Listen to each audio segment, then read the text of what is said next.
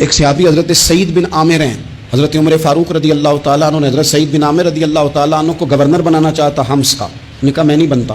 فرمایا مجھے تم لوگوں نے بنا دیا ہے، خود گورنریاں بھی قبول نہیں کرتے. چلے گئے حضرت سعید بن عامر، گورنر بن گئے، صوبے کے گورنر.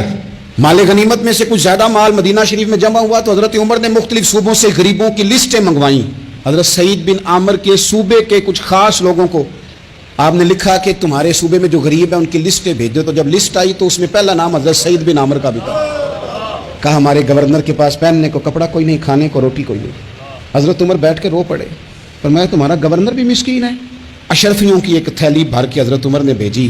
حضرت سعید بن عامر کے پاس جب گئی تو کہنے لگے انا للہ و انا الیہ راجعون. آپ کی اہلیہ کہنے لگی خیریت ہے، کہیں امیر المومنین حضرت عمر کا وصال تو نہیں ہو گیا؟ فرمانے لگے نہیں. تو فرمانے لگی کوئی آفت تو نہیں آ گئی؟ کہا نہیں. انا للہ کیوں پڑھا؟ بلی مانس دیکھنا میرے پاس دنیا آ گئی ہے، میں نے تو جان چھڑائی تھی اس سے، کہ میرے پیچھے بھاگتی ہے. حضرت سعید بن عامر نے سارا مال وہیں اللہ کے حضور خیرات کر دیا. حضرت عمر ایک دفعہ دورے پہ آئے ان کے صوبے میں تو سب لوگوں کو جامع مسجد میں بلایا، حضرت سعید بن عامر کو بھی بلایا. ابن الجوزی لکھتے ہیں کہ حضرت عمر نے فرمایا لوگوں تمہیں اپنے گورنر سے کوئی شکایت تو نہیں؟ تو لوگوں نے کہا 4 شکایتیں.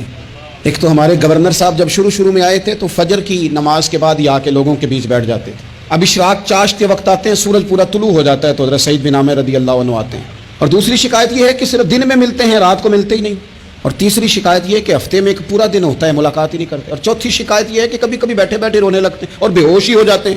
آپ نے ایسا شخص گورنر بنا دیا جو دیوانہ ہے. حضرت عمر نے بلا لیا، قریب بیٹھے تھے، کہا دے سوالوں کے جواب. گردن جھکی ہوئی ہے. عرض کرنے لگے امیر المومنین میں نے تو پہلے ہی کہا تھا میں گورنری کے قابل نہیں، میرے والا کام نہیں. فرمایا اب تو منصب تمہارے پاس ہے، تمہیں جواب تو دینا ہے.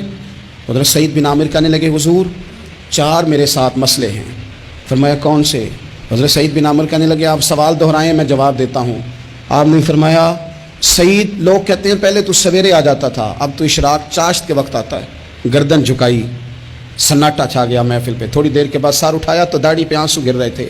فرمانے لگے حضور میرے گھر میں خادم کوئی نہیں، بیوی بیمار ہو گئی ہے.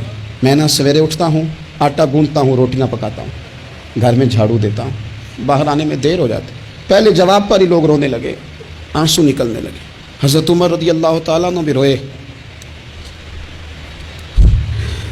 پھر فرمایا کہ سعید تو دن کو ملتا ہے تو رات کو کیوں نہیں ملتا؟ اپنی داڑھی پکڑ لی. کہنے لگے عمر ساری سفید ہو گئی ہے، اب تو لگتا ہے پھل پک گیا ہے، پتہ نہیں وہ کب مجھے کہے گا واپس آ جا.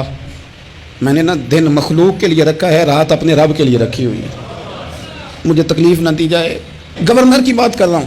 پھر کہا سعید یار ہفتے میں ایک دن ملتے کیوں نہیں؟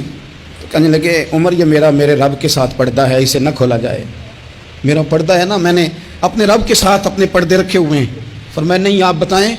حضرت سعید بن عامر کہنے لگے غریب ہوں، ایک ہی جوڑا میرے پاس ہے، میں غریب ہوں.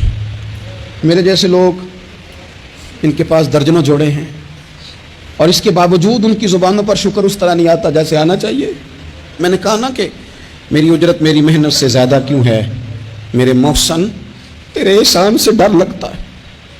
حضرت سعید بن عامر کہنے لگے ایک جوڑا ہے، ہفتے میں ایک دن دھو کے خشک ہونے کو ڈال لیتا ہوں، پھر بیوی کے کپڑے پہن کے بیٹھا رہتا ہوں. کس طرح گھر سے باہر نکلوں؟ میرا پردہ تھا. میں اپنی غریبیاں لوگوں کے سامنے نہیں رکھنا چاہتا، میں جانوں میرا رب جانے، میں راضی ہوں نا اس کی رضا پہ. اب تو حضرت عمر ہچکیاں لے کے رونے لگے. فرمانے لگے چل آخری سوال کا جواب ہی دے دے، کبھی کبھی روتے ہو تو بے ہوش ہی ہو جاتے ہو.